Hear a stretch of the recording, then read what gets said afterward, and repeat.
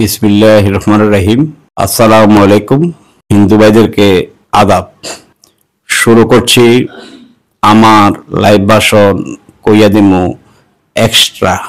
আজ 22 ফেব্রুয়ারি 2025 সকাল 10 ঘটিকা থেকে করইয়া বহুভাষিক উচ্চ বিদ্যালয়ের এক্স স্টুডেন্ট অ্যাসোসিয়েশনের উদ্যোগে মেজবান এবং বৃত্তি অনুষ্ঠান শুরু হয়েছে।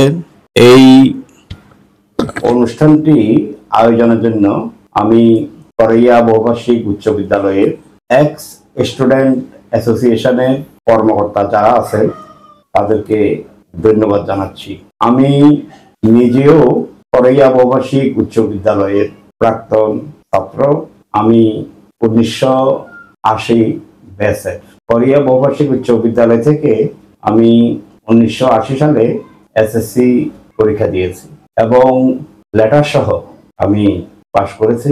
আমার বাড়ি অবশ্য করইয়া হাই স্কুল থেকে অন্তত 3 মাইল দূরে শুভপুর ইউনিয়নের পশ্চিম জয়পুর গ্রামে। আমি যখন এসএসসি পরীক্ষা দিব তখন জয়পুর সরোজিনী উচ্চ বিদ্যালয়ের মাত্র এসএসসি পরীক্ষা দেওয়ার ব্যাচ শুরু হয়েছিল। শিক্ষক আমি বিজ্ঞান বিভাগে পড়ার সিদ্ধান্ত নিয়েছিলাম। বিজ্ঞান বিভাগে পড়ানোর মতো ওইরকম উল্লেখযোগ্য শিক্ষক ছিল না, যেহেতু নতুন স্কুল পড়ান। স্কুল 1917 সালে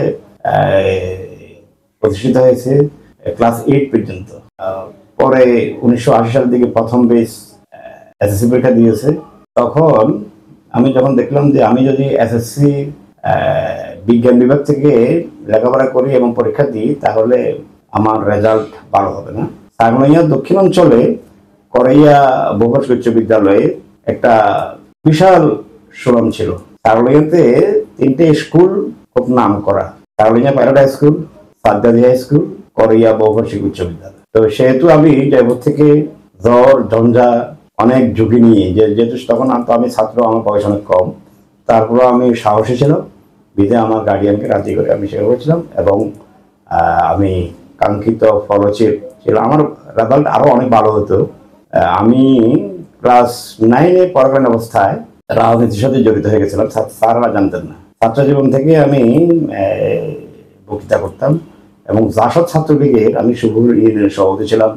পরে সাগনাইয়া উপজেলা ছাত্রলীগের জাসদ সমর্থিত তাহের ভাই যেটার সভাপতি ছিল, আমি অর্থ বিষয়ক সম্পাদক ছিলাম। এই কারণে নাহলে আমার রেজাল্ট আরো ভালো হতো। আমি একটা বিষয় রেজাল্ট পেয়েছি, হয়তো আরো কয়েক বিষয় রেজাল্ট পেতাম। আমি লেখাপড়াটাই তখন আমি বুঝি নাই, বিঘ্ন করেছিলাম। না বুঝলেও আমি দেখতেছি এখন লাগে। আমি পরে জাসদ সাধারণ ছিল গ্রুপের 4 খলিফার 1 খলিফা সাধারণ সিরাজ, উনি সভাপতি, আমি দপ্তর সম্পাদক। জাতীয় সম্মেলনের মাধ্যমে 1990 সনে 23 মাস নির্বাচিত হয়েছিলাম, আরো 30 বছরের বেশি সময় আগে। অর্থাৎ তাহলে একটা রাজনৈতিক দলের কেন্দ্রীয় কমিটিতে দপ্তর সম্পাদক দূরের কথা, সদস্য হইতেও কঠিন বিষয় ছিল। যদিও দল ছোট ছিল, ছোট হলেও সাধারণ সিরাজ ছোট না। উনি 4 খলিফার 1 খলিফা হয়েছেন। পরে তিনি বাংলাদেশ জাতীয়তাবাদী দলের যোগ দিয়েছিলেন এবং গণপরিবেশ মন্ত্রী হয়েছিলেন। যাক, এবং আমি ফেনী কলেজে পড়াকালীন সাংবাদিকতার সাথে যুক্ত হই এবং সাংবাদিকতায়ও আল্লাহর রহমতে আমি এখন একটা দৈনিক পত্রিকার উপদেষ্টা সম্পাদক হিসাবে কাজ করছি। তারপরে রাজনীতিতেও আমি জাতীয় রাজনীতিতে ভূমিকা রাখার আমার সৌভাগ্য হয়েছে। এসব বিরোধী আন্দোলনের দেখামাত্রগুলো নির্দেশ সেনাবাহিনীর ওই মিছিলও ছিলাম। ওই সময়ের পত্রিকা আর্কাইভ খুঁজলে তখন প্রথম পৃষ্ঠায় আমার ছবি দেখা যাবে। যাক, তা আমি মনে করি এই সবের জন্য করইয়া স্কুলে যে লেখাপড়া করেছি আমার শ্রদ্ধেয় শিক্ষকদের একটা অবদান। আমি আজকে সাংবাদিকতাও শীর্ষ পর্যায়ে এসেছি। অনেক জান্ডা বাধা বিপত্তি ষড়যন্ত্র কিছু মোকাবেলা করে রাজনীতিতেও দাসদেরকে নিজের দপ্তর সম্পাদক হয়েছে এবং পরবর্তীতে অবশ্য দাসদের আর থাকি নাই। 1996 সনে যে বাংলাদেশ জাতীয় সংসদ নির্বাচন, আন্তর্জাতিক খ্যাতি সম্পন্ন আইনজীবী, সংবিধান বিশেষজ্ঞ, বাংলাদেশ সংবিধানের লেখক ডক্টর কামাল হোসেন স্যারের